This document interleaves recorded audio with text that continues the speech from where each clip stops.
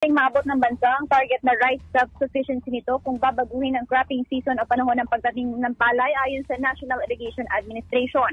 Sa Lagna public briefing, sinabi ni NIA Administrator Engineer Eduardo Guillen na kailangan na talagang baguhin ang cropping season dahil sa climate change o pabago-bagong panahon. Ayon kay Guillen, dapat itanim ang high-yield variety ng palay tuwing dry season para mapataas ang produksyon ng bigas. Anya, mayroong 1.3 milyon na ektaryang lupain ng NIA na maaaring patubigan at kung matataniman ito ng high-yield variety ng palay sa panahon ng tag-init ay tataas ang output ng bigas.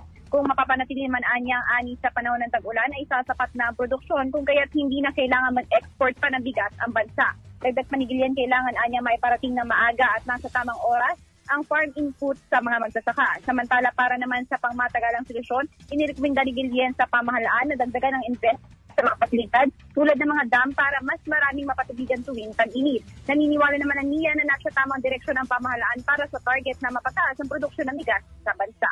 Kasama mo sa DZXL Arimen Manila, reaching millions nationwide and worldwide for 70 years. Radyo Mansiona Salazar, Tatak Arimen.